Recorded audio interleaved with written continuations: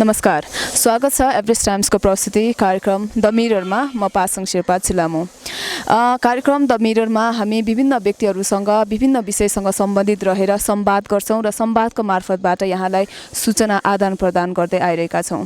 यसै क्रममा आज कार्यक्रम द मिररमा हामी आइपुगेका छौं कीर्तिपुरमा अवस्थित नेपालकै पहिलो आविष्कार केन्द्र राष्ट्रिय आविष्कार केन्द्रमा र यहाँ अहिले के कस्ता कामहरू भइरहेका छन्, आविष्कारसँग सम्बन्धित समग्र सम्पूर्ण विषयमा चाहिँ हामी कुराकानी गर्दैछौँ र पछिल्लो समय यहाँ विभिन्न स्वास्थ्यका सामग्रीहरू आविष्कार गर्दै स्वास्थ्य चौकी स्वास्थ्य व्यक्तिहरूसँग चाहिँ वितरण भइरहेको छ निशुल्क त्यो पनि। र यस राष्ट्रिय आविष्कार केन्द्रका अध्यक्ष हुनुहुन्छ महावीर पुन। उहाँसँग यस राष्ट्रिय आविष्कार केन्द्रसँग सम्बन्धित समग्र कुराकानीहरू चाहिँ हामी भित्र गएर गर्दैछौँ। हजुर, स्वागत छ यहाँलाई हाम्रो कार्यक्रम द मिररमा। धन्यवाद छ। अहिले यो पछिल्लो समय राष्ट्रिय आविष्कार केन्द्रले के कस्तो गर्दैछ, यो पछिल्लो समयको जानकारी यसो पाउनु। पछिल्लो समय भनेको गएको 9 महिनाको समय हो। गएको 9 महिनाको समयमा यो कोरोनाको लागि यो खास गरी अस्पतालमा स्वास्थ्यकर्मीहरूलाई जो चाहिँ अग्रपङ्क्तिमा फ्रन्ट लाइनमा बसेर काम गरिरहेको छ उनीहरूलाई चाहिँ चाहिने सुरक्षाको सामानहरू बनाएर अस्पतालहरूलाई हेल्थ पोस्टहरूलाई चाहिँ वितरण गरिरहेको छ। यो सबै चिज हामीले फ्रीमा वितरण गरिरहेको छौँ। र सुरुमा हामीले के ठानेका थियौँ भने यो कोरोना चाहिँ 1-2 महिना होला, 1-2 महिनासम्म यसो समाजसेवाको पनि काम हुन्छ गरिदिउँ भन्ने हिसाबले सुरु गरेको हो। कुनै चाहिँ पूर्व योजना गरेर चाहिँ बनाएको सुरु गरेको होइन। तर अब यो कोरोना चाहिँ अहिले लम्बिएर 9 महिनासम्म गयो र यसको परिस्थिति पनि झन् बिग्रिँदै गएको हुनाले यो काम चाहिँ अहिले हामीले छोडेको छैनौँ र यहाँ राष्ट्रिय आविष्कार केन्द्रमा 13 किसिमका विभिन्न चिजहरू बनाएर त्यो अस्पतालहरूलाई वितरण गरिरहेका छौँ। र अहिलेसम्म हामीले 60वटा जिल्लाको स्वास्थ्य चौकीहरू भयो, अस्पतालहरू भयो।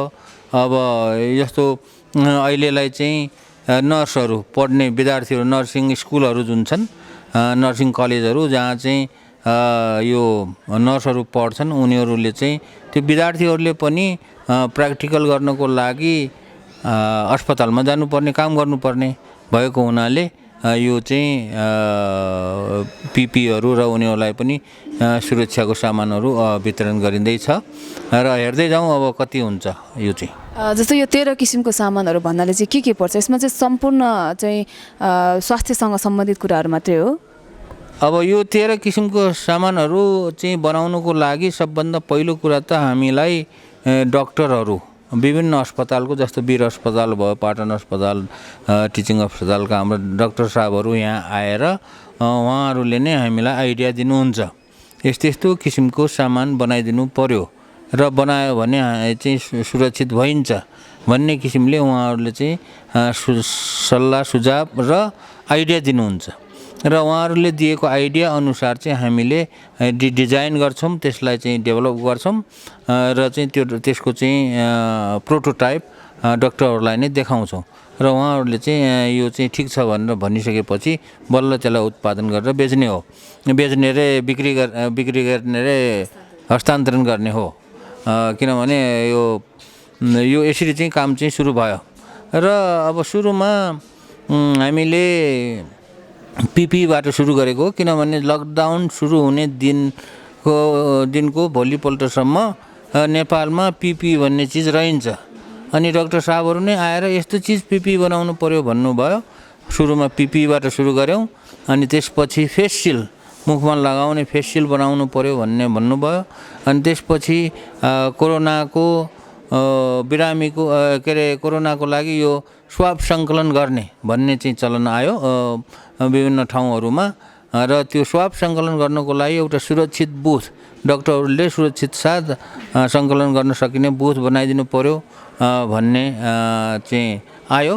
त्यसपछि अर्को कुरा यो बिरामीसँग चाहिँ यो मुखैमा अगाडि चाहिँ यसरी काम गर्दाखेरि यो कोरोना नसरोस् भन्नको लागि एरोसोल बक्स भनेर भन्नुभयो, एक किसिमको बक्स हो त्यो बनाइदिने भन्नुभयो, त्यो बनाएर हामीले वितरण गऱ्यौँ। त्यसपछि यो कोरोनाको वार्डमा बिरामीलाई चाहिँ बेडमा चाहिँ खाना अथवा औषधि पुर्याउनुको लागि रोबोट बनाइदिनु पर्यो भन्ने चाहिँ अनुरोध आयो अनि हामीले रोबोट बनाएर त्यो चाहिँ पनि दियौँ, वितरण गऱ्यौँ।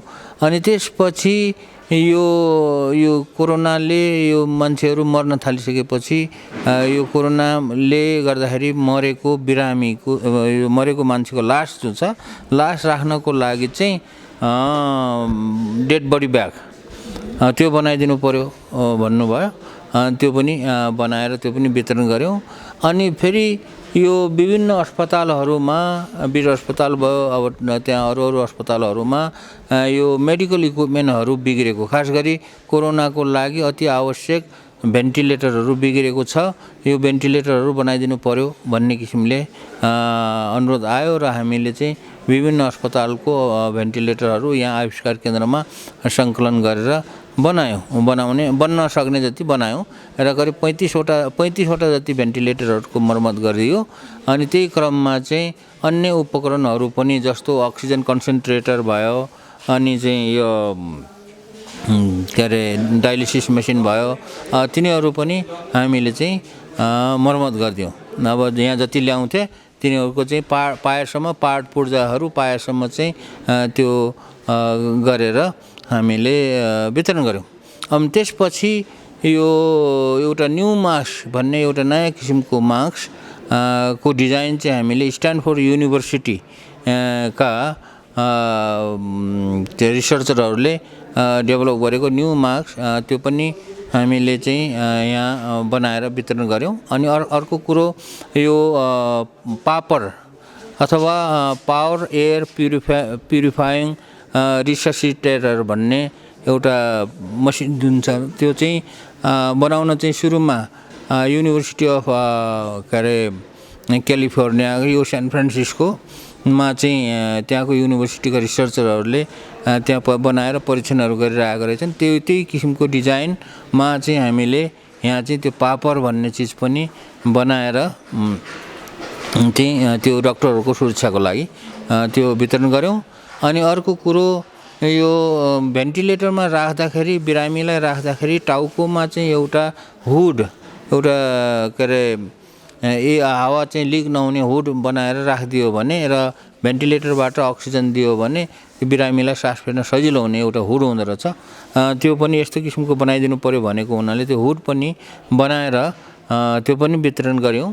अनि त्यसपछि यो खास गरी एम्बुलेन्समा र हेलिकप्टरमा बिरामीहरूलाई ओसार्दाखेरि यो कोरोना, खास गरी कोरोनाले सङ्क्रमित भएको बिरामीलाई ओसार्दाखेरि त्यसको छेउमा बस्ने मान्छेलाई चाहिँ यो कोरोना नसोस् अथवा पाइलटलाई अथवा ड्राइभरलाई चाहिँ कोरोना नसोस् भनेर एउटा छुट्टै किसिमको हुड बनाएर त्यो हुडभित्र चाहिँ एउटा नेगेटिभ प्रेसर क्रिएट गरेर अनि त्यसलाई चाहिँ बिरामीलाई चाहिँ ओसार्ने भन्ने किसिमको त्यो पनि बनायौँ र त्यो पनि वितरण गऱ्यौँ। र अर्को कुरो यो अल्ट्राभायोलेट रेबाट यो डिसइन्फेक्सन गर्ने जस्तो उसहरू यो मास्कहरू भयो, डक्टरले प्रयोग गरेका चिजहरू चाहिँ डिसइन्फेक्सन गर्नको लागि त्यो डिसइन्फेक्सन बक्सहरू पनि बनाएर हामीले चाहिँ वितरण गऱ्यौँ। अब यस्तै किसिमले अब अर्को कुरा अहिले नयाँ स्ट्यानफोर्ड युनिभर्सिटीसँग नै मिलेर एउटा नयाँ किसिमको अलिक सस्तोमा चाहिँ एउटा भेन्टिलेटरको चाहिँ विकास र टेस्टिङ हुँदैछ, रिसर्च एन्ड डेभलपमेन्ट हुँदैछ, करिब फाइनल स्टेजसम्म आइपुगेको छ। अब यसरी चाहिँ विभिन्न कामहरू चाहिँ राष्ट्रिय आविष्कार केन्द्रमा यो गएको 9 महिनामा भएको छ। यो स्ट्यानफोर्ड युनिभर्सिटीसँग चाहिँ जस्तै तपाईँहरूले चाहिँ कसरी त्यहाँ चाहिँ सामान परीक्षण गर्ने हो कि त्यसले चाहिँ फाइनेन्सियली सपोर्ट पनि गर्छ कि कुन हिसाबले चाहिँ काम भइरहेछ त? गर्दैन। स्ट्यानफोर्ड युनिभर्सिटीले फाइनेन्सियली सपोर्ट गर्दैन। उनीहरूको रिसर्चर र हाम्रो रिसर्चरहरू मिलेर एउटा चाहिँ कोलाबोरेसनमा रिसर्च गर्ने हो र त्यो रिसर्च चाहिँ हामीले खास गरी भेन्टिलेटर बनाउने काममा, नयाँ किसिमको भेन्टिलेटर बनाउने काममा चाहिँ रिसर्च गरेको हो। र त्यही क्रममा चाहिँ यो त्यहाँ उसमा के अरे त्यहाँको रिसर्च सेन्टरमा चाहिँ त्यो रिसर्चको लागि ल्याएको विभिन्न उपकरण सामानहरू रहेछ, जस्तो सिप्याप मसिन, बाइपाप मसिन भन्नेहरू रहेछ र यो चाहिँ स्नोर्कल मास्कहरू तिनीहरू रहेछ। अनि यो फिल्टर, भाइरल फिल्टरहरू, यो थुप्रै झन्डै 50-60 लाख रुपियाँको सामानहरू उनीहरूको गोदाममा चाहिँ स्टक भएर बसेको रहेछ। उनीहरूले चाहिँ त्यो सामानहरू पनि हामीलाई झन्डै 50-60 लाख रुपियाँ जतिको सामानहरू चाहिँ गरेको हो। तर त्यसको लागि मात्रै हामीले चाहिँ कोलेबोरेसन गरेको होइन कि खास कोलेबोरेसन चाहिँ रिसर्चको लागि गरेको हो। जस्तै यो पछिल्लो समय यहाँले यहाँ राष्ट्रिय आविष्कार केन्द्रबाट थुप्रै यो स्वास्थ्य सङ्घ संस्थामा स्वास्थ्य कर्मीहरूलाई चाहिँ 13 किसिमको सामानहरू चाहिँ दिनुभयो। यो सम्पूर्ण यो उत्पादन गर्नको लागि चाहिँ यहाँले नेपाल सरकारबाट त्यो थोरै केही बजेट उपलब्ध भयो अथवा राष्ट्रिय आविष्कार केन्द्रको आफ्नो खुद चाहिँ आर्थिकबाट चाहिँ गर्नुभयो कि के कसरी यहाँले चाहिँ यो सबै चाहिँ निःशुल्क हस्तान्तरण कसरी गर्नुभयो? अब यो सुरुमा त मैले सुरुमा भने कि यो 1-2 महिना होला, 1-2 महिनामा अब यो पिपी भन्ने चिज बनाउन चाहिँ खास धेरै खर्च नलाग्दो रहेछ। 5-10 लाख रुपियाँमा चाहिँ खर्च होला र आविष्कार केन्द्रले नै खर्च गरेर यो बनाएर वितरण गरिदिने भन्ने किसिमले सुरु गरियो सुरुमा।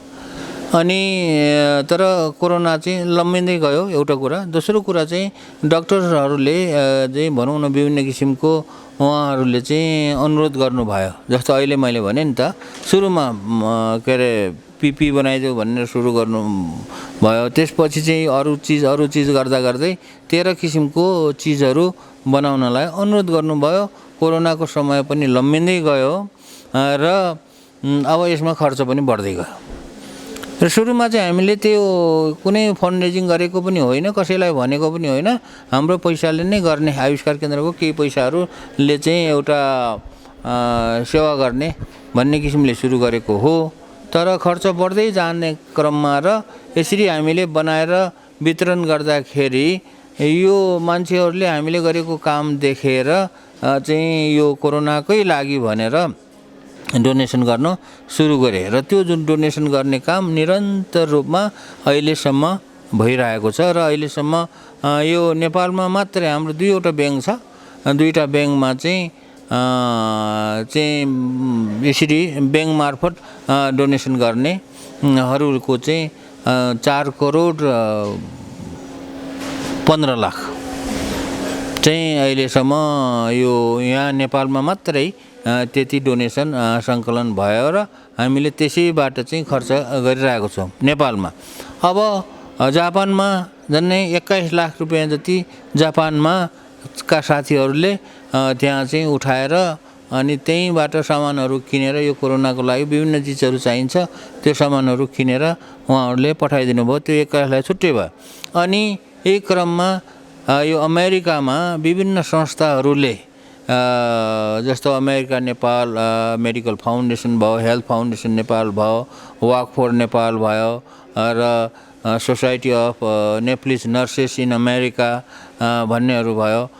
यस्ता संस्थाहरूले चाहिँ त्यहाँ नै चाहिँ फन्ड रेजिङ गरेर विभिन्न किसिमको सामानहरू जस्तो उपकरणहरू, मेसिनको पार्ट पुर्जाहरूदेखि लिएर विभिन्न चिजहरू जो चाहिँ कोरोनाको सामान बनाउनलाई आवश्यक पर्छ त्यो सामानहरू चाहिँ 91 लाख झन्डै 1 करोड रुपियाँ चाहिँ अमेरिकामा चाहिँ अहिलेसम्म उठेर खर्च हुँदैछ। अब भइसक्न पनि लाग्यो र अन्य पैसा पनि त्यहाँ पनि अझै पनि उठाइरहेको छन्।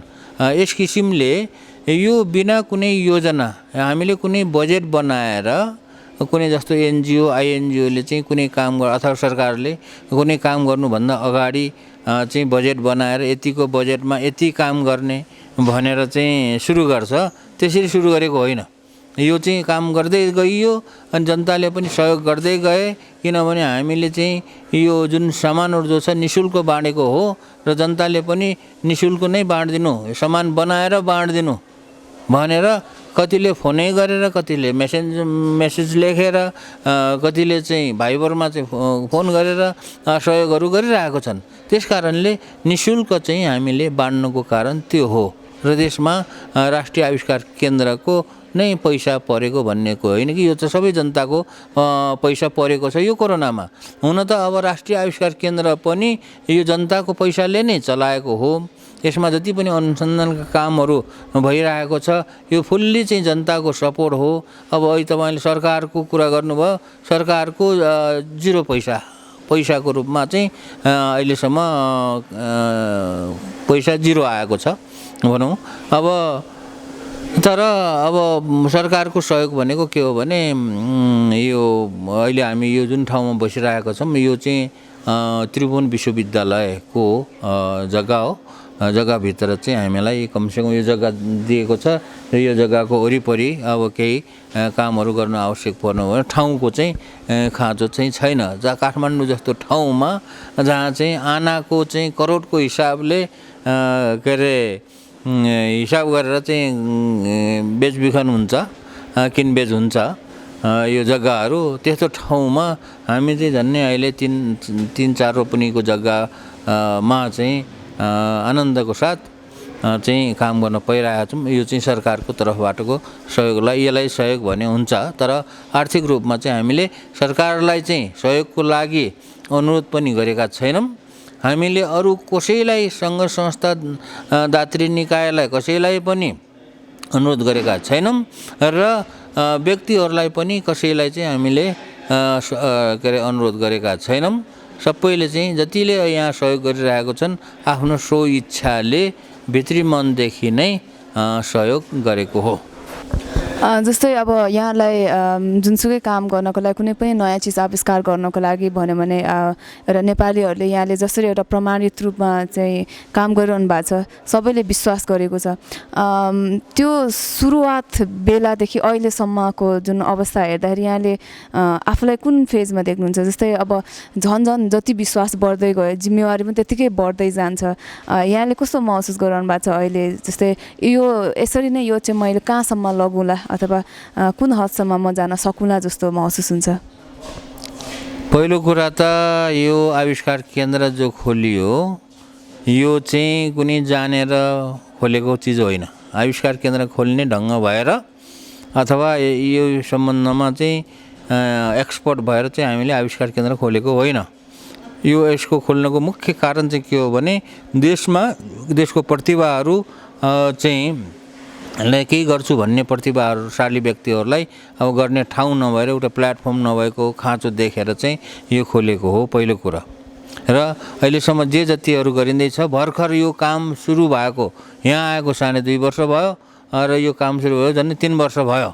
3 वर्षको अवधिमा हामीले यो चाहिँ केही कुराहरू कसरी चलाउने भन्ने कुराहरू सिक्दैछौँ र यो सिक्ने प्रक्रिया भनेको यो निरन्तर रूपमा जाने प्रक्रिया हो र यो चाहिँ सिक्दै जाने अनि काम गर्दै जाने सिक्दै जाने र गल्तीबाट सिक्ने। कुनै चिज गल्ती होला, गल्ती भयो भने गल्तीबाट सिक्ने यो किसिमले चाहिँ अगाडि बढ्ने हो। र अब कुन अवस्थामा आइयो भन्ने कुरा जुन छ त्यो अवस्था के हो भने एउटा बिरुवा एउटा भनौँ न एउटा मकैको बिउ रोप्यो भने त्यो उम्रेर भर्खर यति छोटो हुन्छ। त्यो अवस्थामा छ, भर्खरै पात लागेको छ भनौँ न। अब त्यो मकैको बिरुवा उठेर ठुलो भएर अनि फल्ने कहिले? अथवा कुनै आँपको बिरुवा रोप्यौँ भर्खर उम्रेर यति भएको छ, अब यसलाई चाहिँ हुर्काउनु छ।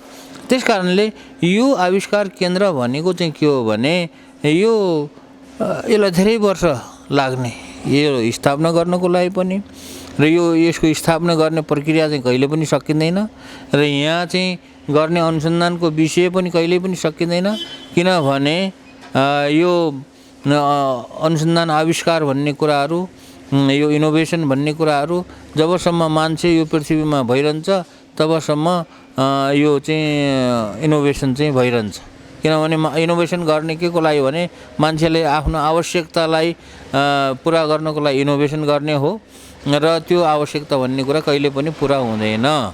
त्यस कारणले यो जे जति गरिएको छ यो भर्खर सुरु गरिएको हो र यो चाहिँ कुनै प्रोजेक्ट होइन, यो चाहिँ कुनै एनजिओ आइएनजिओ अथवा कुनै दात्री निकायले चलाएको अथवा सरकारले चलाएको चाहिँ प्रोजेक्ट जस्तो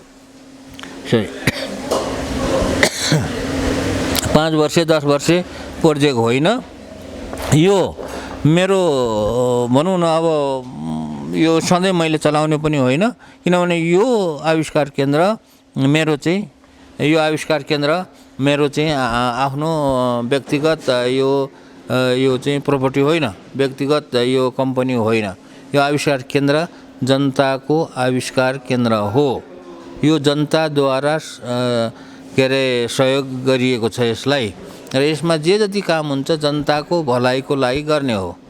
for the people, by the people and of the people भन्ने जुन डेमोक्रेसीको एउटा अब्राहम लिङ्कनले भनेको छ, यो त्यस्तै ठ्याक्कै त्यही छ। यो innovation centre is for the people, by the people and of the people हो।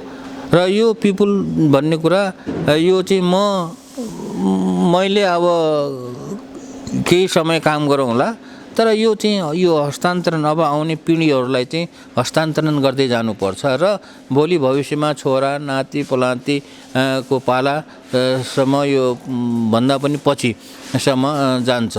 अब यसलाई चाहिँ एउटा उदाहरणको रूपमा हेर्ने हो भने म एउटा उदाहरण के दिन्छु भने हार्वर्ड युनिभर्सिटी, अमेरिकाको हार्वर्ड युनिभर्सिटी आजभन्दा झन्डै 400 वर्ष अगाडि 385-86 वर्ष अगाडि स्थापना भएको थियो। स्थापना कालमा त्यो एउटा सानो कलेजको रूपमा स्थापना भएको हो र त्यो अहिले 400 वर्षपछि एउटा विश्व प्रसिद्ध युनिभर्सिटी बनेको छ। यसलाई त्यससँग तुलना गरे हुन्छ। त्यो चाहिँ 400 वर्ष अगाडि चलेको चिज अहिले रोकिएन नि, किनभने त्यो त यो जेनेरेसन टु जेनेरेसन चाहिँ हस्तान्तरण हुँदै आयो। अब राष्ट्रिय आविष्कार केन्द्र पनि अहिले भर्खर बनेको छ, 2-3 वर्ष भयो। अब यसलाई चाहिँ 300-400 वर्ष 500-700 वर्षसम्म पछिसम्म पनि यसलाई चाहिँ चलाउँदै जानुपर्छ र त्यो जानको लागि चाहिँ यो यसको अपरेसन, यसको चाहिँ जिम्मेवारी सबै चाहिँ रिस्पोन्सिबिलिटीहरू अब आउने जेनेरेसनहरूलाई हस्तान्तरण गर्दै जानुपर्छ। त्यस कारणले मैले जे आँटेको छु त्यो आँटेको मेरो लागि आँटेको होइन कि यो राष्ट्रको लागि आँटेको हो र यो छोटो समयको लागि होइन कि दीर्घकालीन रूपमा यो आँटेको हो र यो काम चाहिँ अब मैले गर्ने होइन कि यो सम्पूर्ण जनता मिलेर गर्ने चिज हो। जस्तै यहाँनिर यहाँहरूको जुन म्यान पावरहरू चाहिँ कुन बेसिसमा चाहिँ यहाँनिर काम गरिन्छ, निरन्तर कतिजना चाहिँ सधैँ हुन्छ अनि अरू जुन थप्ने घट्ने त हुन्छ होला, यो कसरी चाहिँ सञ्चालन गरिरहनु भएको छ? यहाँ यो जति पनि कामहरू गरिरहेको छन् यो काम गर्ने मान्छेहरू यहाँको चाहिँ जागिरदार होइन। कुनै अफिसमा अथवा कुनै कम्पनीमा चाहिँ काम गर्ने कर्मचारी अथवा त्यहाँको नोकरी गर्ने मान्छे होइनन् यहाँ काम गर्नेहरू। किनभने के अरे यो जागिर गरे जस्तो 10 बजेदेखि बेलुका 5 बजेसम्म काम गर्ने, महिनामा यति तलब पाउने भन्ने पनि होइन। र यो जसले काम गर्छ, यहाँ काम गर्न आउँछ, त्यो चाहिँ हाम्रो लागि काम गरिदिने होइन, त्यो चाहिँ आफ्नो लागि काम गर्ने हो। यो राष्ट्रिय आविष्कार केन्द्रको लागि काम गर्ने होइन कि उनीहरूले चाहिँ आफ्नो लागि काम गर्ने हो, आफ्नो फाइदाको लागि काम गर्ने हो र फाइदाको लागि काम गरेर उनीहरू उद्यमी बन्ने हो। उद्यमी बनेर आफूले चाहिँ पैसा कमाउने हो, आफूले पैसा कमाउने हो, आफूले चाहिँ उद्यमी बन्ने हो र के अरे रोजगारीको, देशमा रोजगारीको सिर्जना गर्ने हो। त्यस कारणले यहाँ चाहिँ आविष्कार केन्द्रमा यतिजना कर्मचारी राख्ने भन्ने हुँदैन। आविष्कार केन्द्रमा चाहिँ जति पनि मान्छे आउन सक्छन्, राम्रो आइडिया लिएर आउने मान्छेहरू, जसको चाहिँ आइडियालाई चाहिँ अनुसन्धान गरेर सफल भएको खण्डमा त्यसबाट चाहिँ चाहिँ उद्योग अथवा उद्यमी बन्न सक्ने सम्भावना छ भने त्यस्तालाई चाहिँ हामीले सपोर्ट गर्ने हो र यहाँ चाहिँ आउने मान्छेहरूको लागि आइडिया लिएर आउने मान्छेहरूको लागि चाहिँ ढोका सधैँ नै खुला हुन्छ।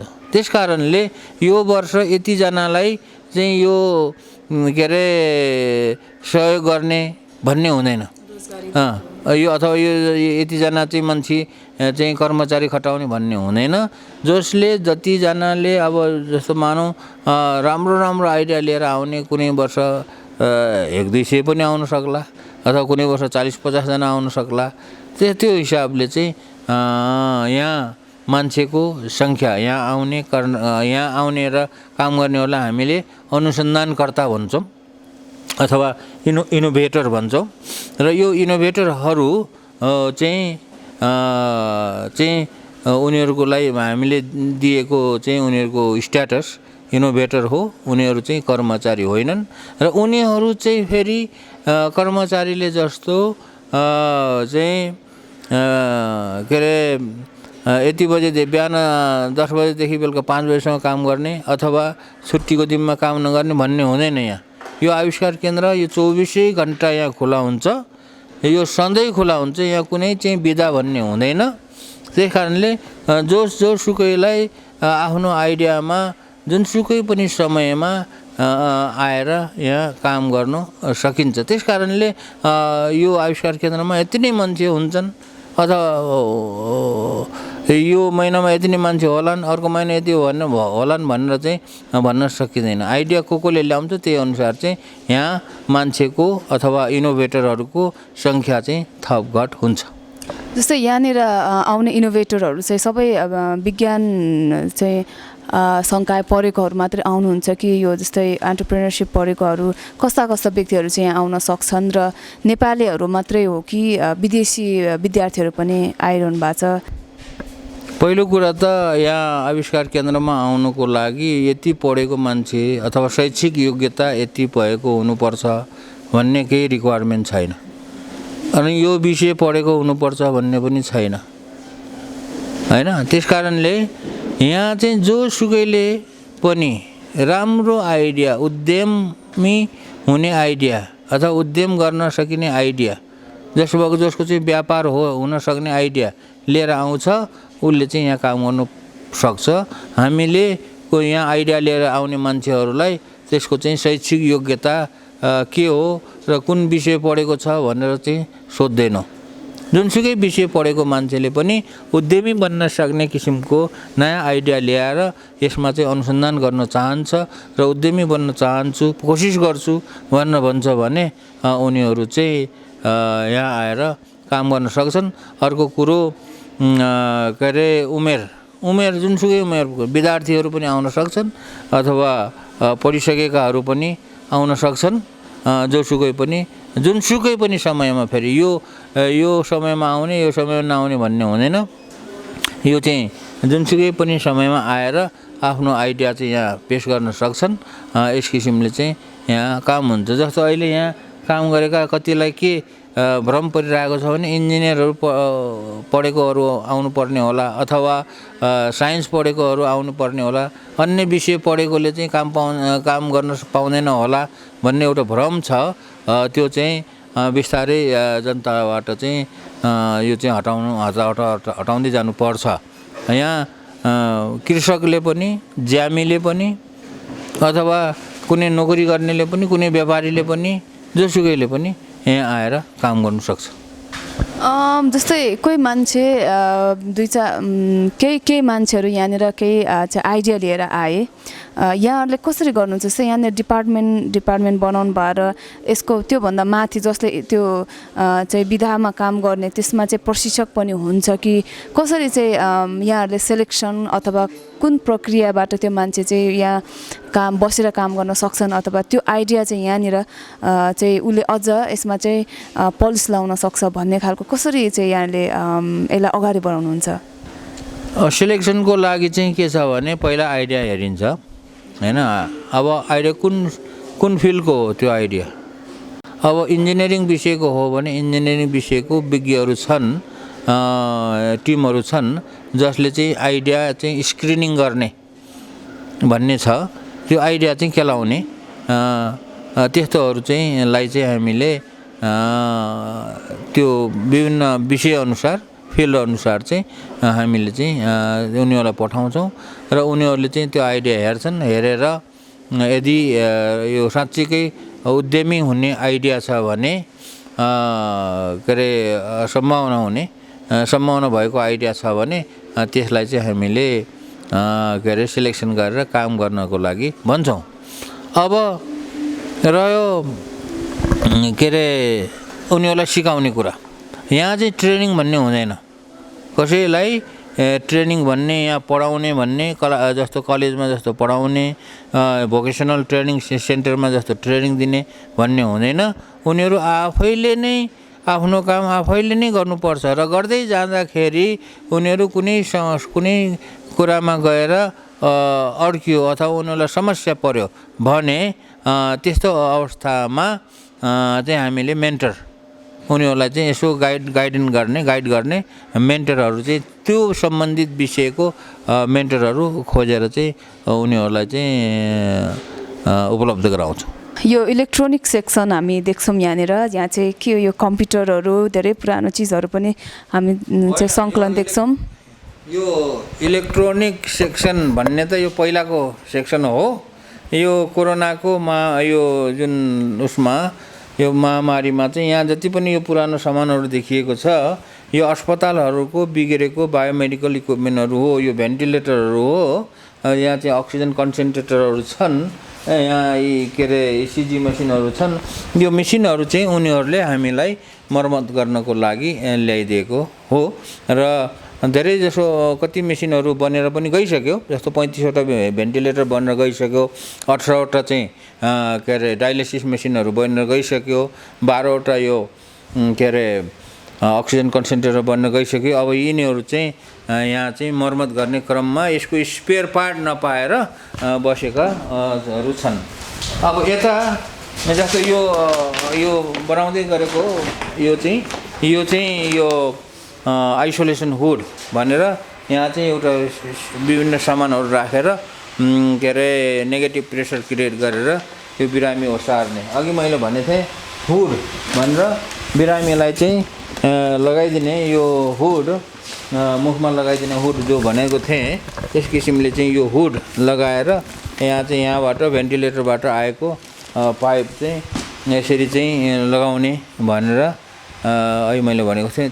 त्यो यहाँले सामान पायो भने चाहिँ कम्प्लिटली यो फेरि राम्रो फ्रेस बनेर काम गर्ने नै बन्न सक्छ। यो बन्न सक्छ, तर मेन कुरा के छ भने यो कुनै भेन्टिलेटरहरू ज्यादै पुरानो मोडलको यो चाहिँ प्रोडक्सन चाहिँ बन्द भइसकेको भेन्टिलेटरहरूको चाहिँ सामान पाइएको छैन। तर पाएसम्म हामीले चाहिँ यो सामान पाएसम्म यहाँ चाहिँ हाम्रो भाइहरू बायोमेडिकल इन्जिनियरिङका भाइहरू छन्, उनीहरूले चाहिँ बनाउँछ। र यो सेक्सनमा चाहिँ खास गरी इलेक्ट्रोनिक्सको कामहरू हुन्छ। जस्तो अहिले मैले भने पापडहरू बनाएँ। यो पापडहरू बनाउनको लागि इलेक्ट्रोनिक सर्किट बोर्डहरू बनाउनु पर्छ र त्यसको लागि चाहिँ डिजाइन गर्ने एसेम्बल गर्ने गरेर चाहिँ त्यसलाई चाहिँ काम गर्ने चाहिँ कोठा यो र सफ्टवेयरको।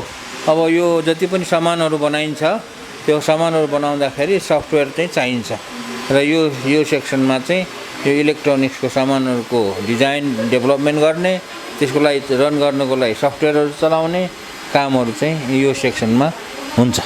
जस्तो यो मेटेरियल्सहरू चाहिँ कहाँबाट आयात गर्नुहुन्छ यहाँले? यो यसको सानो यो टुक्राहरू चाहिँ यो चाहिँ त किनेर ल्याउने हो, तर यसको पुरा जुन सिस्टम छ सिस्टमको डिजाइन चाहिँ यहीँ गर्ने हो हामी। जस्तै यहाँनिर व्हिल समेतको देखिन्छ, यो चाहिँ के भन्न लागेको? यो त रोबोट हो। यो रोबोटको चाहिँ यो व्हिल हो, यो भित्र चाहिँ ब्याट्री छ र यसको सिस्टम चाहिँ बनेर यो पनि अस्पतालको लागि नै भनेर बनाइएको रोबोट। के यो बिरामीहरूलाई के सर्भ गर्ने कि अथवा के पर्पसमा? यो बिरामीहरूलाई खास गरी अब अस्पतालमा डक्टरहरूले बिरामीहरूलाई सर्भ गर्नको लागि अथवा के कामको लागि प्रयोग गर्नुपर्ने हो त्यसको लागि चाहिँ यो हुन्छ। यो बिरामीको वार्डमा सामानहरू पुर्याउनको लागि यो रिमोटबाट पुर्याउने किसिमको रोबोटहरू भने अनि अल्ट्राभायोलेट किरणबाट चाहिँ यो डिसइन्फेक्सन गर्ने सिस्टम भने यिनीहरू चाहिँ यहाँ बनाएर यो वितरण गरिसकेको हो।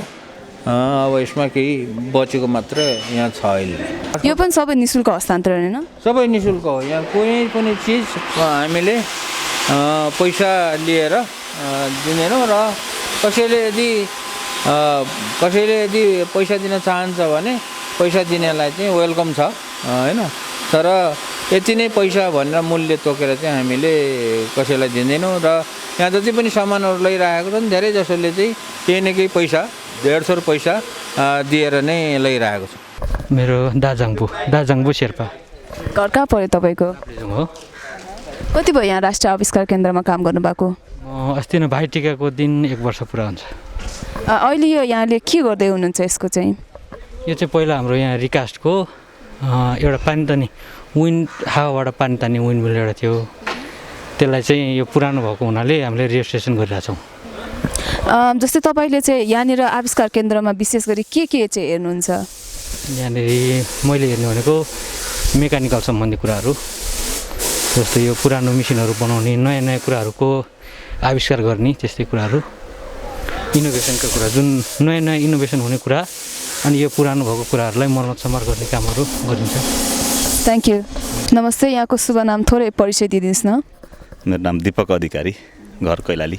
यहाँ चाहिँ के गर्दै हुनुहुन्छ अहिले? यो ट्र्याक्टर हामीले सामान्यतया देख्दा चाहिँ ट्र्याक्टर यताउति देख्छ, के हो यो खास के भइरहेछ? यो चाहिँ ट्र्याक्टर जोत्ने खन्नेको लागि आफै बनाएको। यो चाहिँ आलु रोप्ने, विशेष गरी हाम्रो किसानहरूलाई सजिलो होस्, एकुरेट दूरीमा रोपियोस्, उत्पादन बढोस्, त्यसको लागि यसबाट बिउ खपत कम अनि तपाईँको उत्पादनमा वृद्धि हुन्छ। जग्गाको डिस्टेन्स कम युज गर्न सकिन्छ, या गोड्न सजिलो, पानी लगाउन सजिलो, त्यसको लागि। यो चाहिँ के मल्टिपर्पज हो? यो पानी लगाउने, गोड्ने, खन्ने सबै कि कस्तो हो यो?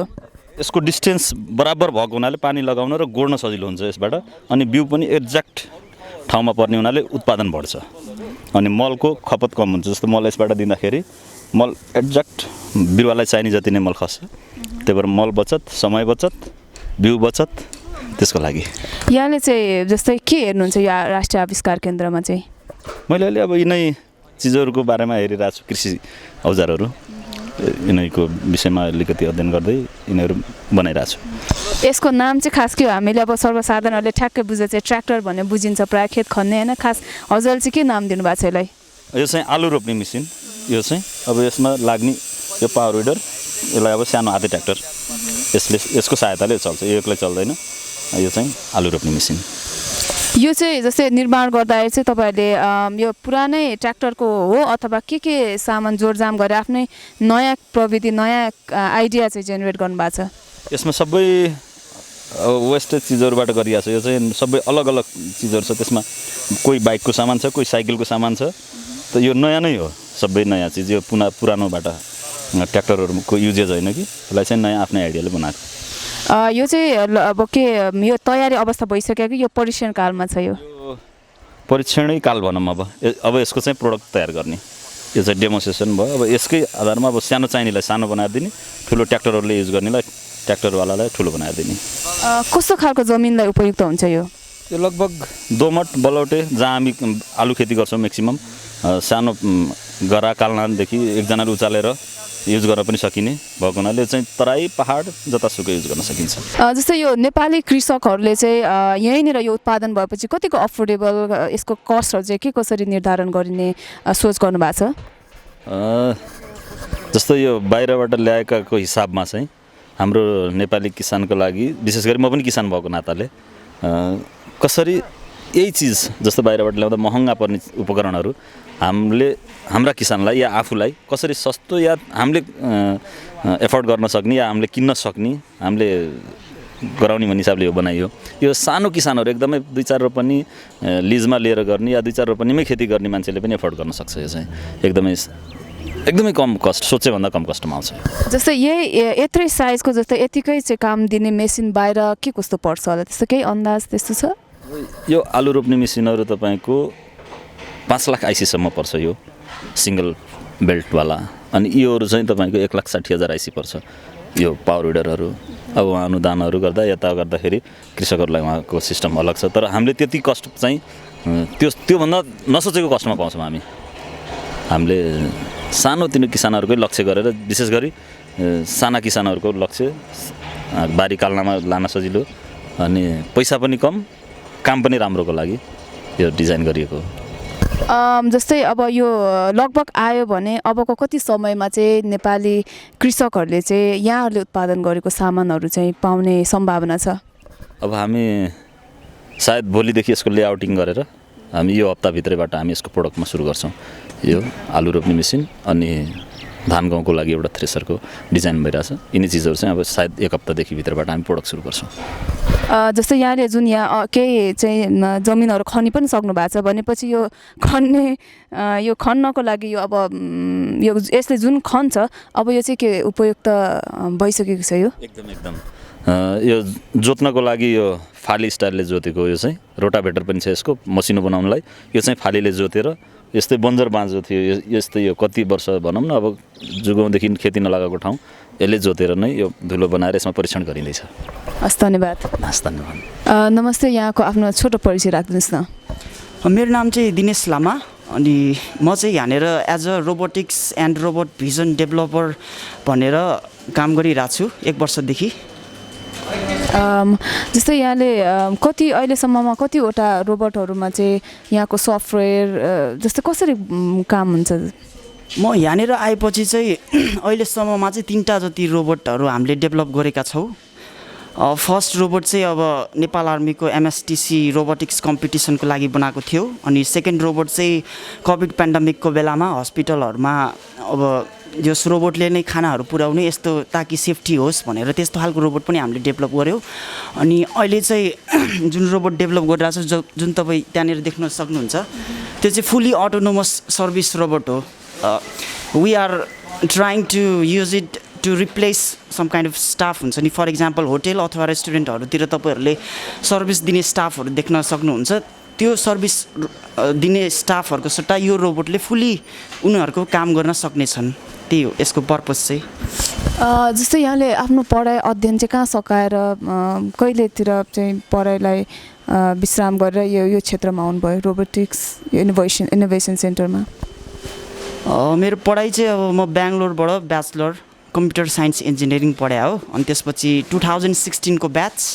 अनि त्यसपछि त्यस सकेपछि मैले IT कम्पनीहरूमा as a .NET developer web application developer जसरी काम गरेँ। तर मेरो प्यासन चाहिँ रोबोटिक्स AI आर्टिफिसियल इन्टेलिजेन्सहरूमा रहेको कारणले गर्दा जब मैले नेसनल इनोभेसन सेन्टरको बारेमा सुने तब एकदमै अट्र्याक्ट भएँ। This place is for me भने जस्तो लाग्यो। त्यसपछि म यहाँनिर आएँ अनि पछि आफ्नो एउटा प्रोजेक्ट पनि ल्याएको थिएँ अनि त्यसरी नै म यहाँनिर संलग्न भएँ यो ठाउँमा। यो एउटा यसो जस्तै तपाईँलाई इच्छा मतलब यो इन्ट्रेस्टको जुन एउटा फिल्ड छ त्यसमा काम गर्नको लागि चाहिँ तपाईँ त सफ्टवेयर डेभलपर हुनुहुन्छ, कतिजनाको टिम चाहिन्छ एउटा रोबोट रेडी गर्नको लागि? को चाहिन्छ यसमा? वेल रोबोट फर इक्जाम्पल अहिलेको हाम्रो जुन रोबोट छ त्यो चाहिँ किनभने इन्टेलिजेन्ट रोबोटभित्र पर्छ, मतलब कि अटोनोमस रोबोटभित्र पर्छ। सो यसमा चाहिँ मेनली चाहिँ 80% जति चाहिँ सफ्टवेयर भन्नाले पनि AI पार्टको सफ्टवेयरहरूको युज हुन्छ। अनि त्यसपछि मेकानिकल इलेक्ट्रोनिक्सहरूको पनि त्यति नै त्यसपछि कामहरू यसमा युज हुने हुन्छ। जस्तै योभन्दा पहिला तपाईँलाई उतैतिर अफर अथवा विभिन्न ठाउँमा स्कोपहरू चाहिँ कहाँ पाउनु भएको थियो र यहीँनिर चाहिँ एउटा इन्भल्भ भएर काम गर्दाको यो दुईवटा डिफ्रेन्सेस र सेटिस्फ्याक्सन लेभल कुन चाहिँ तरिकाले हेर्नु भएको छ? अफरहरू भन्नाले अब IT कम्पनीहरू यस्तो IT रिलेटेड जबहरूमा चाहिँ अफर थियो, तर बिकज किनभने आइटीमा चाहिँ त्यति प्यासन चाहिँ थिएन, इन्ट्रेस्ट चाहिँ थिएन। त्यसैले मैले चाहिँ अब जहाँनिर अब रोबोटिक्स रिलेटेड AI रिलेटेड काम गर्न सकिन्छ त्यस्तो ठाउँ चाहिँ मैले खोजिरहेको थिएँ र यहाँनिर चाहिँ मैले त्यही रिलेटेड कामहरू गर्न पाएँ। सो त्यसैमा खुसी छु म चाहिँ। अहिले यहाँ जुन निर्माण भएको यो रोबोटिक्सको कामहरू चाहिँ यहाँहरूले सक्सेसफुल्ली धेरै ठाउँमा सर्भिस पनि दिन थालिसकेको अवस्था छ। यसको स्कोप नेपालमा कतिको देख्नुहुन्छ र अबको दिनमा यहाँ उत्पादन गरेको चाहिँ हामीले कहाँ स्कोप चाहिँ देख्न सक्छौँ? वेल अब रोबोट मात्र नभनौँ न, इन्टेलिजेन्ट रोबोटहरू भनेको त अब फ्युचर नै हो नि होइन। सो सर्भिस रोबोटहरू भनेको फ्युचर हो। सो हामीले नेसनल इनोभेसन सेन्टर यहाँनिर चाहिँ इनोभेटिभ सोल्युसन, इनोभेटिभ आइडियाहरू त्यो इन्डस्ट्रीलाई टार्गेट गरेर गर्दै डेभलप गर्दै इम्प्लिमेन्ट गर्दै गरिरहेको छौँ, जसले गर्दा यसको एप्लिकेसनहरू चाहिँ नेपालमा मात्रै नभएर इन्टरनेसनल मार्केटमा पनि धेरै ठुलो छ। भनेपछि ओके, सो रोबोट यो एउटा फिजिकल स्ट्रक्चर भनेको आफ्नो ठाउँमा छ, तर मुख्य कुरा चाहिँ पहिला चाहिँ सफ्टवेयरको डेभलप चाहिँ इम्पोर्टेन्स देखियो होइन। हजुर, यो अटोनोमस नेभिगेसन रोबोटमा चाहिँ सफ्टवेयर नै इम्पोर्टेन्ट हुन्छ, सफ्टवेयर प्रोग्रामिङहरू। जस्तै यो एउटा बेबी वार्मर जुन मेसिन छ नि, यसलाई चाहिने मेटेरियल्सहरू अलिक गुड क्वालिटी अथवा हाई क्वालिटी यो कुन चाहिँ मतलब स्तरको चाहिँ भन्न सक्छ यो रोबोटको? हजुर, यो यसको बारेमा केही भन्नु पर्दाखेरि चाहिँ यो चाहिँ अहिले हाम्रो प्रोटोटाइपिङ फेजमा छ। सो यो चाहिँ अहिले प्रोटोटाइप रोबोट भने हुन्छ होइन।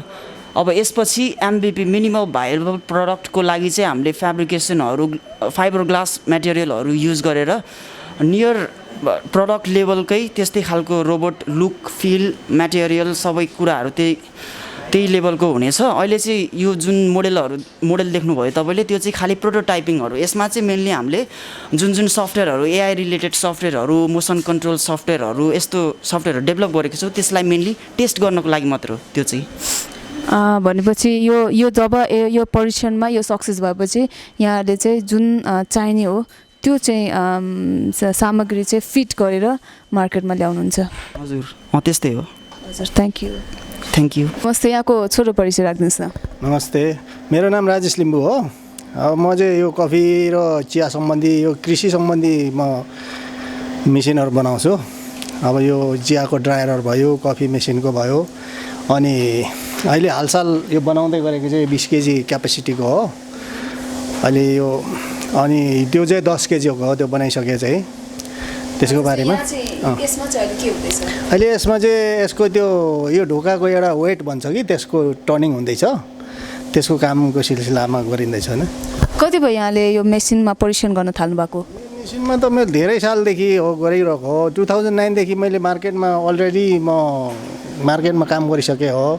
तर मैले यहाँ मेरो आउनुको उद्देश्य चाहिँ अब यो राज्यले गर्नुपर्ने काम एउटा व्यक्तिले गरेछ, एउटा त्यसको एउटा इन्सपिरेसन भनौँ न, उहाँको उसबाट चाहिँ यो संस्थाले चाहिँ चलाउनुपर्छ, यसले टिकाउनुपर्छ भनेर सम्पूर्ण मेरो मार्केटको ग्राहक र मेरो मार्केटहरू, मेरो मेसिन सबै ल्याएर यहाँ कारखानै उठाएर ल्याएर यहाँ जति पनि मेसिन बेच्यो त्यस अन्तर्गत चाहिँ यहाँ डोनेसन गर्ने, जतिवटा मेसिन बेच्यो त्यसमा चाहिँ आज पर्सेन्टेज हिसाबले डोनेसन गर्ने हिसाबले चाहिँ यसले अब यो हामीले सधैँ चाहिँ नि अब डोनेसन मात्रै गरे कहिले नआउला, एउटा आउटपुट हेर्छन् मान्छेले, प्रोडक्ट के कतिको यहाँ उन्नति गऱ्यो भनेर हेर्छन्। अब 2-4 वर्षपछि आफ्नै प्रोडक्ट बेचेर चाहिँ यो संस्थाले टिकाउनु पर्छ भन्ने हेतुले चाहिँ, र त्यसको साथै यो मेरो कला मैले जानेको काम चाहिँ अरू भाइहरूले पनि सिकोस् भन्ने, मैले पनि आफ्नो कारखानामा धेरैजनाले सिकाउनु खोजेँ। तर अब यो धेरै झन्झटिलो काम रहेछ, दिमाग लाउनु पर्ने काम रहेछ, यो एकदमै गाह्रो रहेछ भनेर चाहिँ सिक्नै खोजेनन्। खानु बस्नु र चामल दियो, अन्त घर जाँदाखेरि 4-5 हज़ार पैसा दिएर पनि नबस्ने, 2-4 महिना बस्ने, हिँडिहाल्ने। त्यसकारण चाहिँ अब यहाँ धेरै चाहिँ पूर्वदेखि पश्चिमसम्म 40-50 जना भाइहरू यहाँ सिकिरहेछन्। उहाँहरूले पनि देखुन्, सिकुन्, र यो अब मैले गर्नु नसकेको बाद पछाडि पनि यो अरू भाइहरूले गरेर यो प्रोडक्टहरू बेचुन्, यो अब नेपालमा बेचुन् भनेर चाहिँ मैले त्यो उद्देश्य लगाएको हो। जस्तै यहाँले आफैले निर्माण कहाँ सिक्नुभयो भन्दा पहिला चाहिँ? यो मैले बाहिर विदेशमा पहिला काम गरेँ हो। अन्त यहाँ चाहिँ अब विदेशमा काम गरिसकेपछि चाहिँ यहाँ आएपछि चाहिँ आफ्नै देशमा गर्नुपर्छ, केही आफ्नो देशमा उत्पादन गर्नुपर्छ भन्ने हेतुले गरे हो। तर अब यहाँको नीति नियमहरू अलिक अप्ठ्यारो खालको छ। अब विदेशी सामान जे पनि इम्पोर्ट गरेर मात्रै देश चलाउनु पर्छ भन्ने, अब त्यो राजस्व उठेको, त्यो कर उठेकोमा मात्रै भर पर्ने, तर आफ्नो देशमा उत्पादन भएको सामानहरू चाहिँ वास्तै नगर्ने, राम्रो हुँदैन भन्ने। तर हामीले पनि यो अब आधुनिक एउटा मेसिनरी सामानहरू, आधुनिक युगको यो टेक्नोलोजीहरू चाहिँ यहाँ नेपाल सरकारले भित्राएको भए हामीले पनि त्यो विदेशीले बनाएको साह्रै बनाउन सक्छौँ। तर अब यहाँ तपाईँको यो मेसिनहरू उहिले जमानाको यो अब हामीले बाध्य छौँ यो चलाउनु र किन्नु, किनभने अहिले CNCहरू कहाँबाट इम्पोर्ट हुन्छ यो बनाउने मेसिनहरू चाहिँ? इन्डियन हो। अब विदेशी अब इन्डिया बाहेक अरू सामानको ल्यायो भने 280-85% भन्सार तिर्नुपर्छ। अब यो इन्डियाको चाहिँ अब 100% भन्सारले चाहिँ आउँछ नि। यसले चाहिँ कफीको तपाईँको जुन लिक्विड बनाउने कि कफीलाई के गर्छ यसले? यो कफीको दानाले मकै भुटे जस्तो भुट्ने होइन र, यो चाहिँ मकैको दाना चाहिँ भुट्ने हो। यहाँ माथि कफीको दाना हालिन्छ, यहाँ एउटा यो भेन्टिलेसन जस्तो हुन्छ, सट्टै उठाएपछि यहाँ भित्र जान्छ, यो भित्र जान्छ, यो घुमिरहेको हुन्छ यो ड्रम। अहिले सकेको छैन, यो अहिले बनाउने प्रोसेसमा छ। अनि त्यसमा चाहिँ अब यहाँ भ्यू ग्लास बस्छ, यहाँभित्र सिसा बस्छ, यहाँभित्र कफी चलिरहेको देख्छ। अब यहाँ चाहिँ स्याम्पलर भन्छ, अर्को बनाउनै बाँकी छ डारू। अन्त यो ढोका हो, यहाँ सट्टै उगाएपछि यहाँ झर्छ, यहाँ अर्को भाँडा बन्नै बाँकी छ। यसको जति पनि यो मेसिनको लागि चाहिँ यो फलाम अथवा यो र मेटेरियल्स तपाईँहरूले कहाँबाट चाहिँ इम्पोर्ट गर्नुहुन्छ? र मेटेरियल त अब यहाँ मार्केटमै छ, अब सबै र मेटेरियलहरू त इन्डियन नै हो। अब यहाँ बजारबाटै चाहिँ यहाँ आविष्कार केन्द्रले नै प्रोभाइड गर्छ। अब मेरो चाहिँ खालि मेरो टेक्निक र यहाँ एउटा काम बनाउने मात्रै हो। सबै सामानहरू चाहिँ यहाँ आविष्कार केन्द्रको थ्रुबाटै आउँछ। बजारमा कति भयो बिक्री वितरण हुन थाल्यो कि अथवा अब पो जाँदैछ? अब अहिले यहाँ आएर चाहिँ गएको छैन, त्यो चाहिँ पहिल्यै अर्डर भइसकेको, त्यो लानु मात्रै बाँकी छ।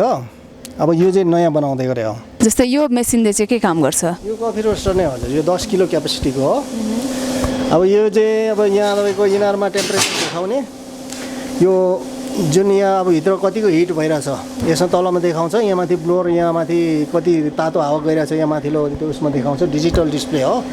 यो स्विचहरू चाहिँ सबै यहाँ मोटर 4वटा मोटर छ, त्यसलाई ड्राइभ गर्ने स्विचहरू हो, कन्ट्रोलर। अब यो ग्यास सिस्टम, यहाँ ग्यासले यहाँ भित्र ग्यासले आगो बल्छ, यहाँ ग्यास कन्ट्रोलर भयो। अब यहाँ पाकिसकेपछि यो कुलर, यहाँ कुलिङ यहाँ झर्छ, यो खोलेपछि यहाँ झर्छ, यो बिस्तारै घुम्छ। यहाँ तल ब्लोअर छ, यहाँ धुवाँ धुलोहरू चाहिँ ताने, त्यो यसको त्यो भुस तानेर त्यो च्याप कलेक्टर भन्छ, त्यो ड्रम जस्तो त्यो जम्मा हुन्छ। अब त्यसरी हो नि। मार्केट प्राइस कति छ यसको? यसको मार्केट प्राइस एकदम सस्तो दिएको। अब यहाँ आविष्कार केन्द्रको थ्रुबाट बनाएकोले यहाँ जस व्यवसायहरूले पनि सहुलियत होस् भनेर 7 लाखमै बेच्यो। यो बजारमा बाहिरबाट ल्याउँदाखेरि यो तपाईँको 22-25 लाख पर्छ बाहिरबाट ल्याउँदाखेरि। कफी के गर्ने भन्नुभयो फेरि भन्नुहोस् त? कफी भुट्ने हो हजुर। जस्तै एउटा कफी कृषकलाई चाहिने सामग्री हो होइन यो? हजुर। अथवा यो कफी सप जो चलाउँछ उसको यो लागि कफी सपलाई होइन, कृषकलाई कृषकलाई पनि हो। यो चाहिँ अहिले प्राय यो कृषकबाट चाहिँ नि कफीको बिन्स कलेक्ट गर्छ, कलेक्ट गरेर यहाँ मार्केटमा भुटेर बेच्छन्। यहाँ उनीहरूलाई चलाउँछन् यो चाहिँ धेरै जसो। अब कृषकले नै चाहिँ नि अब डाइरेक्ट कृषकले नै यिनीहरू अहिले प्रयोग गर्न सकेको छैन। अब धेरै 7 लाख भनेको कृषकको लागि अलि ठुलै अमाउन्ट हो। त्यस कारणले चाहिँ अब बिस्तारै अब हामी सस्तोमा नि उत्पादन गर्दैछौँ, कृषकले डाइरेक्ट चलाउन सक्ने। सानो सानो 4 किलो 5 किलो भुट्ने 2 लाख 3 लाख 4 लाखसम्ममा। यो इलेक्ट्रिक हो कि ग्यासमा? यो इलेक्ट्रिक, सबै सिस्टमहरू चाहिँ इलेक्ट्रिकले चल्छ, तर तपाईँको हिट चाहिँ ग्यासले हो। अब निकट भविष्यमा कफी पसलको लागि जुन कफीको जुन बन्दैछ, मसिनो सानो 1 किलो 1.5 किलो 2 किलो भुट्ने मसिनो अब बनेर यहाँ रेडी नै तयारी नै राख्ने हो। यहाँ जुन ग्राहक आएर चाहिँ टेस्ट गरेर हेरेर लाने हिसाबले चाहिँ बनाएको। मैले भन्न खोजेको जुन त्यो बारिस्टाहरूले चलाउने जुन कफी मेकिङ नै हुन्छ नि, त्यो खालको मेसिन बन्ने कतिको सम्भावना छ? त्यो चाहिँ सम्भावना छैन, किनभने त्यो चाहिँ धेरै एकदम मसिनो सामानहरू सिस्टमहरू छ कि त्यो चाहिँ यहाँ बनाएर सम्भावना छैन, नेपालमा पसाउन सक्दैन। अब त्यसलाई चाहिँ अब धेरैवटा मेसिन चाहिन्छ, डाईहरू ल्याउनु पर्यो। त्यो अब त्यो ल्याउँदाखेरि अब त्यो यहाँ ठुलो मार्केट छैन नेपालमा। अब त्यो यहाँ बनाएर पनि त्यति साह्रो जाँदैन। अहिले बाहिरबाट आइरहेको छ, त्यो एस्प्रेसो मेसिन भन्छन् त्यो, तिनीहरू चाहिँ अब तिनीहरू 4 लाख 5 लाख पर्छ। अब बाहिर त सस्तै पर्ला, अब यहाँ त अब ट्याक्सले गर्दाखेरि अब जो नाफा, अब व्यापारीले नाफा खाँदाखेरि त्यो धेरै पर्नु भएको हो। तर भनेपछि आविष्कार केन्द्रले चाहिँ धेरै यस्ता थुप्रै कृषकहरू छ जो चाहिँ यहाँ नेपालमै चाहिँ उत्पादन क्षेत्रमा लागिरहनु भएको छ, उहाँहरूलाई पनि थुप्रै फाइदा पुर्याएको चाहिँ देखियो। त्यो त जरुर हो। अब यहाँ तपाईँको चियाको ड्रायर पनि बनाउँदैछु, चियाको पत्ता सुकाउने, त्यो ओइलाउने, तिनीहरू पनि बन्दैछ। अहिले चाइनाबाट आएर सबै बेचिरहेछन् त्यो। अब यहीँ बनाउने कोसिस गर्दैछु। अब त्यो बाहिरबाट आएको पनि सबै मैले रिपेयर गर्ने, अब तिनीहरूको जो बिग्रियो भने बनाउने सबै मैले गरिरहेको छु। अब त्यसको त्यो चाहिँ अब फेरि यहीँ बनाउने मैले कोसिस गरेको छु। अब यो सक्ने बित्तिकै चियाको ड्रायर बनाउने हो यो। जस्तै यो जति पनि यो कफी ड्रायरको जुन मेसिनको तपाईँले काम गरिरहनु भएको छ अहिले, यसको लागि जुन किन्नुपर्ने सामग्री र मेटेरियल्सहरू चाहिँ सबै तपाईँ आफ्नो व्यक्तिगत किन्नुहुन्छ अथवा राष्ट्रिय आविष्कार केन्द्रले नै किनिदिनुहुन्छ? यो राष्ट्रिय आविष्कार केन्द्रबाटै हो, सबै उनीहरूले नै प्रोभाइड गर्नुहुन्छ। सबै जति जे सामान चाहिन्छ टुल्सहरूदेखि लिएर हरेक चिज र मेटेरियल्सहरू चाहिन्छ सबै राष्ट्रिय आविष्कार केन्द्रकोबाट हो। अब त्यसमा चाहिँ उहाँ लगानी जति हुन्छ त्यसलाई छुट्याएर उसको जुन नाफा आउँछ त्यसमा चाहिँ अब मलाई र उहाँलाई त्यो संस्थाले पर्सेन्टेज एउटा प्रत्येक वटा मेसिन बेच्यो उति नै चाहिँ नि पर्सेन्टेज दिने हिसाबले यहाँ आएको, किनभने यो संस्थाले टिकाउनुपर्छ। अब यहाँ यसलाई चाहिँ अब सधैँ डोनेसन मात्रै भर परेर पनि साध्य हुँदैन भनेर चाहिँ त्यो हिसाबले आएको। हस्, यहाँलाई धन्यवाद। यो राष्ट्रिय आविष्कार केन्द्र चाहिँ अब सबैको नजरमा चाहिँ एकदमै चर्चित नै छ। यो चाहिँ ठ्याक्कै चाहिँ कहिलेदेखि चाहिँ सुरु भयो, अहिले कति वर्ष भयो? यो कागजमा दर्ता भएको चाहिँ त 8 वर्ष भयो, तर यसरी काम गर्न थालेको चाहिँ करिब 3 वर्ष पुग्न लाग्यो अहिले। र यो ठाउँमा यो कीर्तिपुरको यो त्रिभुवन विश्वविद्यालयको यो हाताभित्र चाहिँ आएको चाहिँ 2.5 वर्ष भयो। पहिला चाहिँ यो कहाँ थियो? पहिला यो हामीले कोपुन्डोलमा एउटा सानो अफिस जस्तो ठाउँ बनाएर त्यहाँ चाहिँ काम सुरु गरेका थियौँ। एउटा सानो कोठा लिएर त्यहाँ खास काम भएको थिएन, अलिअलि छलफल मिटिङ सिटिङ हुन्थ्यो, तर काम भनेको यहीँ आएर मात्रै सुरु भएको। जस्तै यहाँले राष्ट्रिय आविष्कार केन्द्रको अध्यक्षता गरिरहनु भएको छ, यहाँको चाहिँ जम्मा टिम चाहिँ मुख्य गरी यसलाई हेर्ने हेडको रूपमा पनि यहाँ नै हुनुहुन्छ। अफिसियली चाहिँ कतिजना हुनुहुन्छ यसमा? यो आविष्कार केन्द्र एउटा संस्था हो।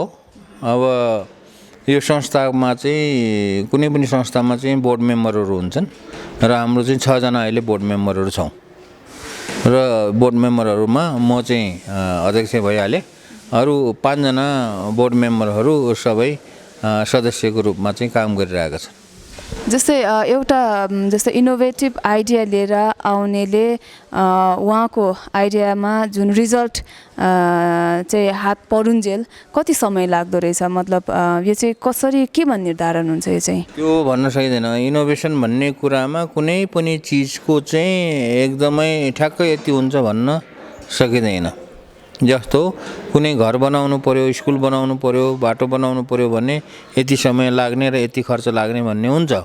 अब यो इनोभेसनमा चाहिँ लो मानौ 6 महिनाको लागि अथवा 3 महिनाको लागि भनेर सुरु गरेको इनोभेसन वर्ष पनि लाग्न सक्छ। अहिले जति पनि यो कोरोनाको लकडाउन सुरु हुनुभन्दा अगाडिदेखि नै हामीले यहाँ चाहिँ विभिन्न कामहरू गर्न सुरु गरेको हो र लकडाउन सुरु हुनुभन्दा अगाडि झन्डै 32 किसिमका कामहरूमा अनुसन्धानहरू गरिरहेका थिए र त्यो 32 किसिमको अनुसन्धानहरू अहिले चाहिँ सबै चाहिँ भएको छैन, केही सुरु भएको छ। अरू काम चाहिँ हामी कोरोनाले गर्दा नै व्यस्त भयौँ र यसो गर्दाखेरि 1-2 वर्ष 10-12 महिना 5-7 महिना भन्ने कुराहरू त इनोभेसनमा लागिहाल्छ र खर्च पनि अब हेरेर यहाँ विभिन्न किसिमको आइडिया जो छ, कसैले 3-4 लाख रुपियाँ खर्च गरिरहेका छन्, कसैले 5-7 लाख रुपियाँ, 10-12 लाख रुपियाँ, 15-20 लाख रुपियाँसम्म पनि खर्च गरिरहेको छन्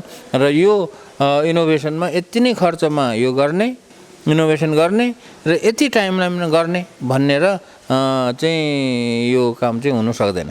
जस्तै यो एकजना कोही कसैले अथवा व्यक्तिले अथवा ग्रुपले कुनै आइडिया लिएर आयो र त्यो आइडिया यहाँ बसेर त्यसको चाहिँ परीक्षण जुन गरिन्छ, त्यसको जुन खर्चहरू छ, जति पनि त्यसको लागि चाहिने सामानहरू जो व्यक्ति आइडिया लिएर आउँछ उहाँले नै गर्नुपर्छ अथवा यो चाहिँ आविष्कार केन्द्रले बेहोर्छ? खर्चको लागि त सबै जहाँसम्म पैसाको कुरा छ, चाहिने सामानहरूको कुरा छ, चाहिने ठाउँको पनि कुरा आउँछ र तिनीहरूलाई चाहिने मेन्टरको पनि कुरा आउँछ। यो सबै चाहिँ राष्ट्रिय आविष्कार केन्द्रले गर्छ र आइडिया लिएर आउने मान्छेको काम भनेको उसले चाहिँ एकदमै डेडिकेटेड भएर चाहिँ लागि परेर काम गर्नुपर्छ। उसको रिक्वायरमेन्ट चाहिँ त्यही हो। अहिले 2 वर्ष अथवा यो 2.5 वर्ष यता चाहिँ कतिजना आइडियाजहरू लिएर आउनेहरू यसमा संलग्न हुनुहुन्छ? कतिजना निस्किसक्नुभयो? कस्तो छ, केही यस्तो आकलन त्यस्तो केही छ? आइडिया त कति ल्यायो अब यहाँ सानो रेजिस्टर पनि गरिराखेको छ। यहाँ आइडिया दिनदिनै आउँछ, आइडिया नआएको दिन हुँदैन भने पनि हुन्छ र एकै दिनमा 3-4वटा आइडिया लिएर आउने मान्छेहरू पनि हुन्छन्। तर त्यो सबै ल्याएको जति आइडियालाई चाहिँ हामीले यहाँ सुरु गरेको छैन, किनभने आइडिया हामी ल्याउने जुन मैले भने कि त्यो आइडिया चाहिँ व्यापार हुने आइडिया हुनुपर्छ, व्यापार नहुने आइडियालाई चाहिँ हामीले हेर्दैनौँ। त्यस कारणले आइडिया कति आउँछ भन्ने कुरा होइन, आइडिया त थुप्रै आयो।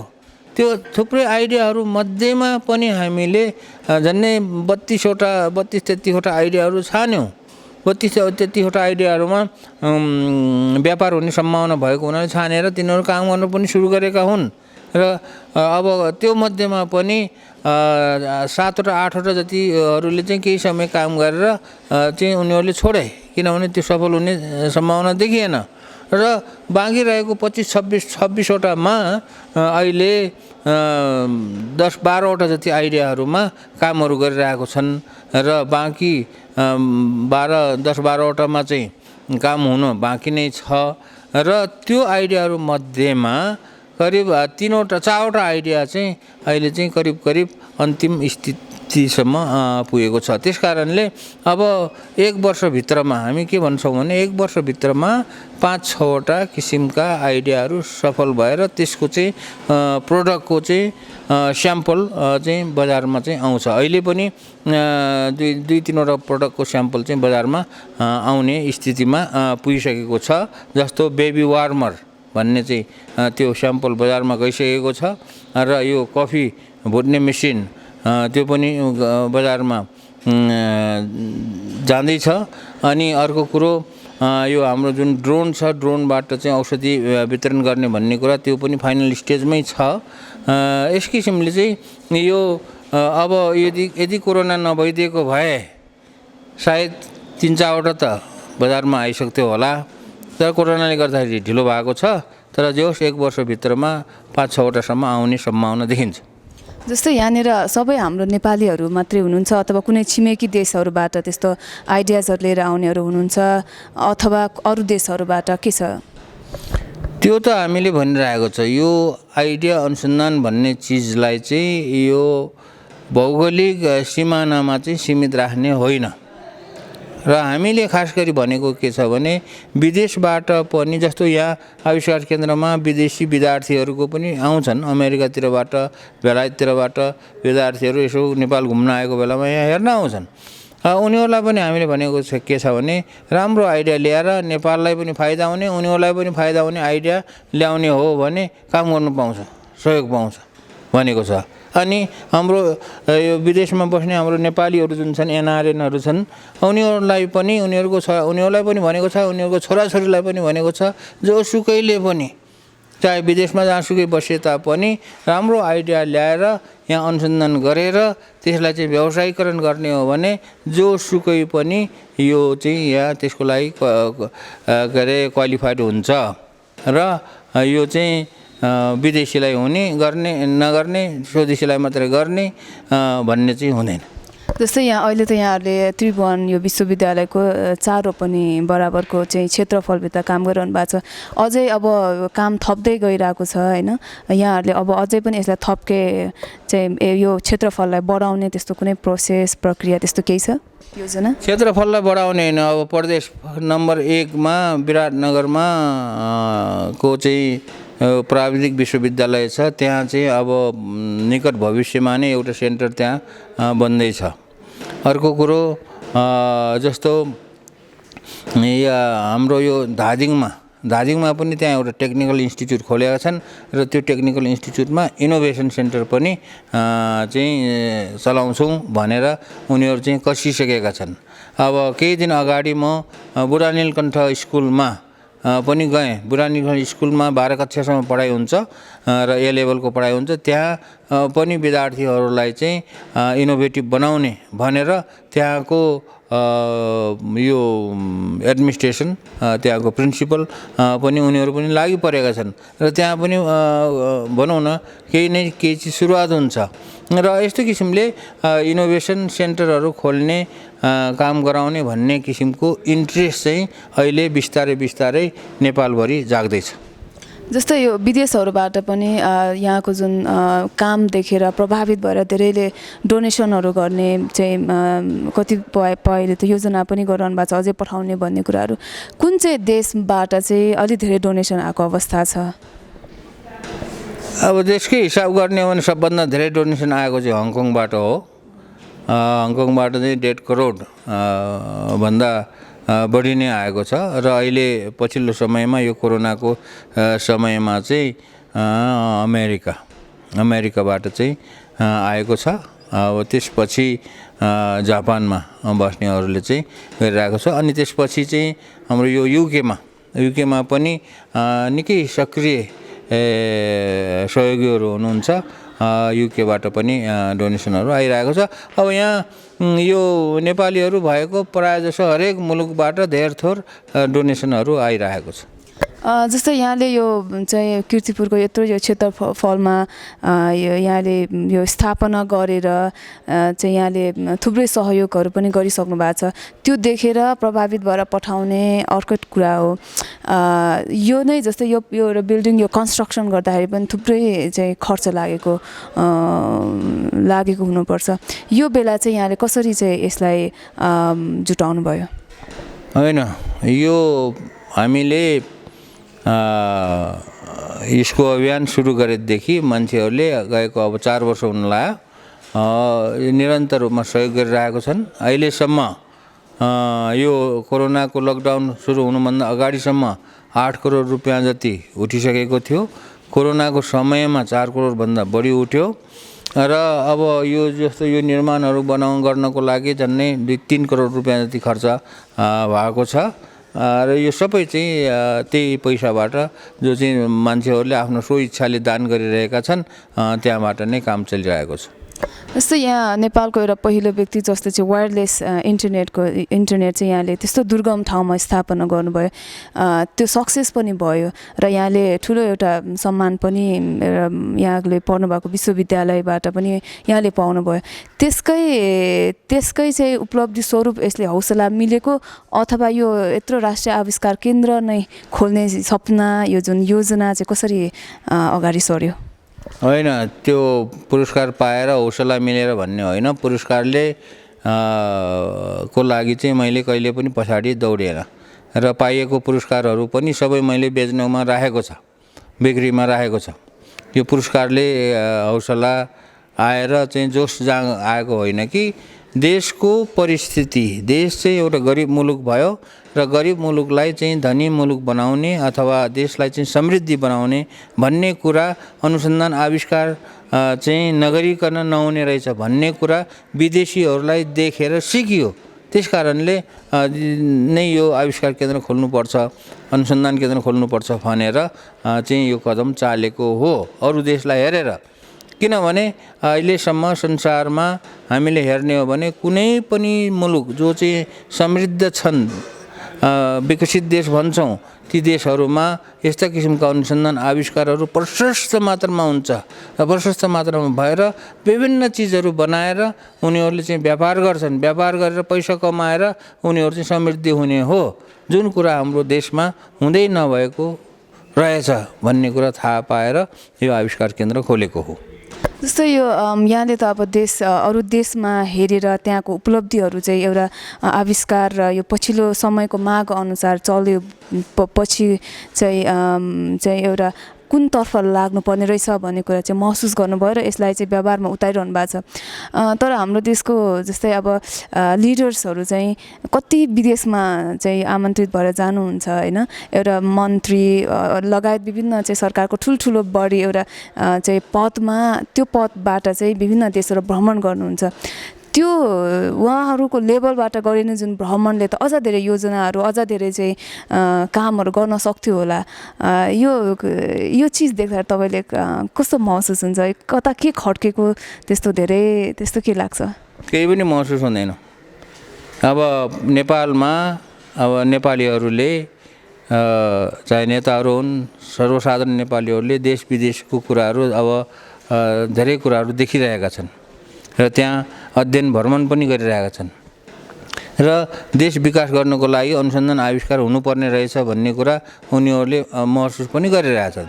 तर यो अनुसन्धान आविष्कारमा चाहिँ यो काम चाहिँ अगाडि नबढ्नुको मुख्य कारण चाहिँ के छ भने नेपालमा अनुसन्धान आविष्कार गरेर अनि कुनै चिज उत्पादन गरेर व्यापार गर्ने उद्यमी बन्ने भन्ने चाहिँ एउटा संस्कार छैन। हाम्रो कल्चर नभएको हुनाले यो नभएको हो। त्यसो नगर्दाखेरि मलाई चाहिँ केही पनि के अरे फरक पर्दैन। जस्तै अब यहाँले अबको दिनमा प्रदेश 1 मा चाहिँ एउटा सेन्टर खोल्दै हुनुहुन्छ। अबको दिनमा आगामी दिनमा यहाँको चाहिँ आविष्कार केन्द्र चाहिँ 7वटा प्रदेशमा अबको योजनाहरू चाहिँ के छ? योजना भन्ने हुँदैन, हामीले योजना बनाएर काम गर्दैनौँ। पहिलो कुरा यो राष्ट्रिय आविष्कार केन्द्रमा जे जति कामहरू भइरहेको छ, जे गरियो, यो चाहिँ योजना बनाएर गर्ने चिज होइन। योजना बनाउने भन्ने चाहिँ भने एनजिओ, आइएनजिओ, विकासीय संस्थाहरू र गभर्मेन्टले योजना गरेर गर्ने हो। र यो प्रदेश नम्बर 1 मा पनि हामीले आविष्कार केन्द्र खोल्ने होइन। उनीहरू चाहिँ आविष्कार केन्द्र खोल्नको लागि चाहिँ एकदमै अग्रसर भइरहेका छन्।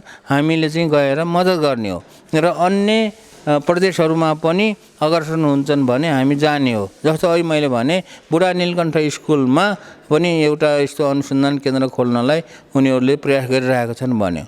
त्यो हामीले गएर खोल्ने होइन, उनीहरूले चाहिँ खोल्ने हो र उनीहरूलाई चाहिँ हाम्रो तर्फबाट जे जति सहयोग गर्न सकिन्छ त्यो गर्ने हो।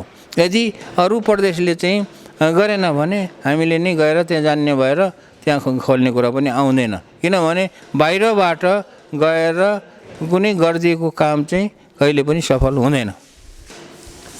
हस्, अन्तमा राष्ट्रिय आविष्कार केन्द्रको तर्फबाट यहाँले केही भन्नु छ भने भन्न सक्नुहुन्छ। राष्ट्रिय आविष्कार केन्द्रको तर्फबाट त होइन, अब खास गरी मेरो तर्फबाट म सबैलाई के भन्छु भने यो कोरोनाको महामारीको समय छ।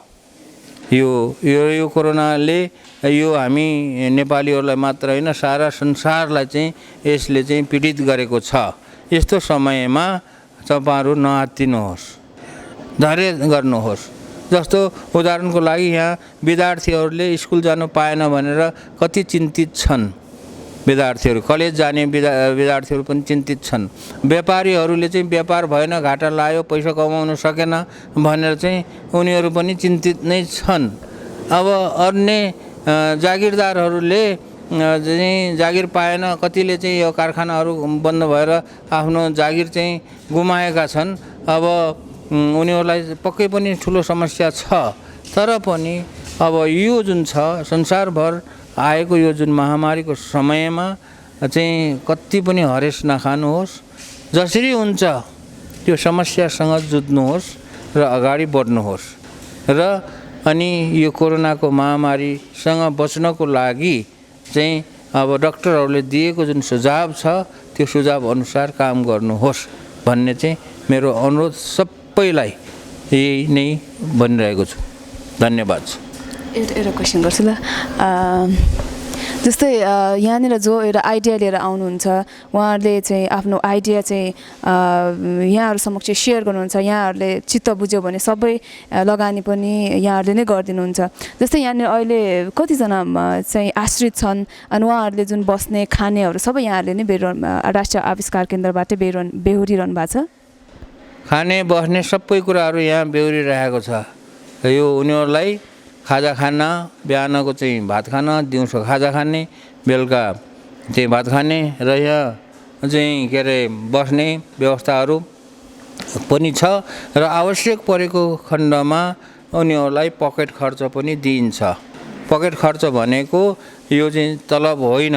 जस्तो उनीहरूले चाहिँ महिनामा 5-10 हजार अथवा कोही बिरामी भयो भनेदेखि उपचार खर्च यस्तो किसिमले चाहिँ त्यसलाई चाहिँ हामीले निर्वाह खर्च भन्छौँ। निर्वाह गर्ने खर्च चाहिँ आविष्कार केन्द्रले दिन्छ। हस्, यहाँले हाम्रो कार्यक्रम द मिररलाई समय दिनुभयो, यसको लागि एकदम धेरै धन्यवाद। धन्यवाद।